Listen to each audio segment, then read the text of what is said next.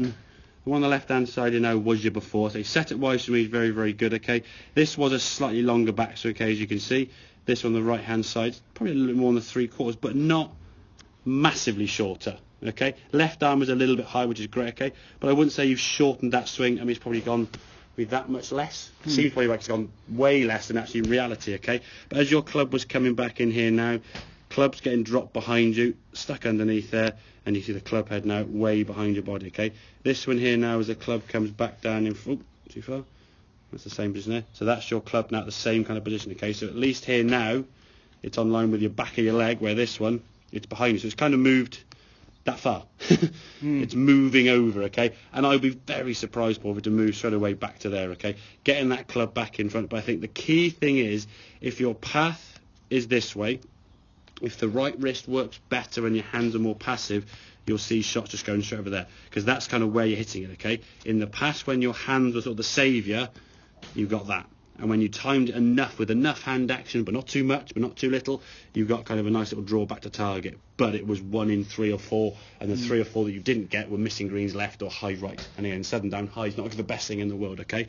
So getting that club kind of more in front of you there, letting him attack the golf ball, keeping that right wrist a little bit more into that sort of cut position. This was a better move. Now the ball you can see now starting on target.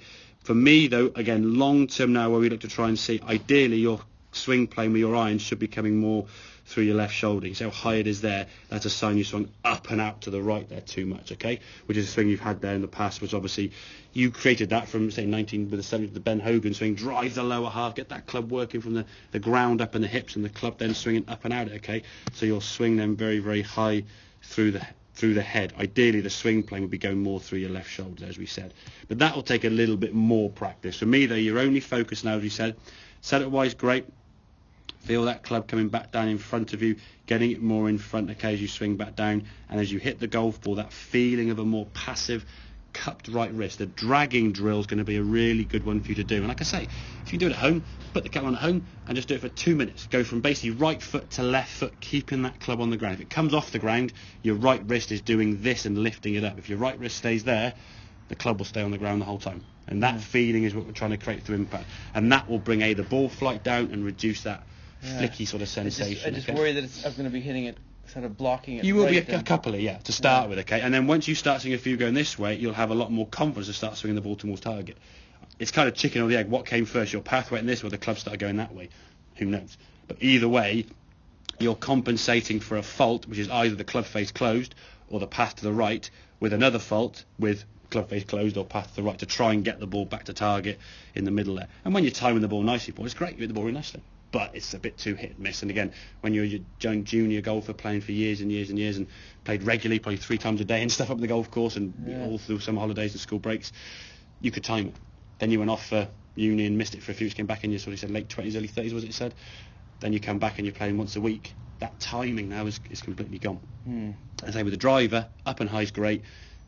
Get it more back down in front of you. So the feeling of knockdown, the feeling of that sort of low fadey type shot for you, it won't be a low fade, because a low fade to you is going to feel outside the line and steeper. Well, outside the line is going to be there, which would be perfect. Okay, so reel and feel, getting that club back over there. Take a bit of practice, okay? But I'm sure, again, I've seen some good shots there. You're a good enough golfer to be able to control that club. Like I say, you can do some things at home to take 2 or 3 minutes, not going down the range and pounding 50 golf balls every day, because a lot of us can't even do that anyway. I've got time with family and social and work and stuff like that. So get some work with that right wrist, get that angle working better. A more passive hand action of the golf ball is a more consistent way to strike the golf ball. Yeah, definitely. Make sense? Definitely. Good stuff, right? Okay.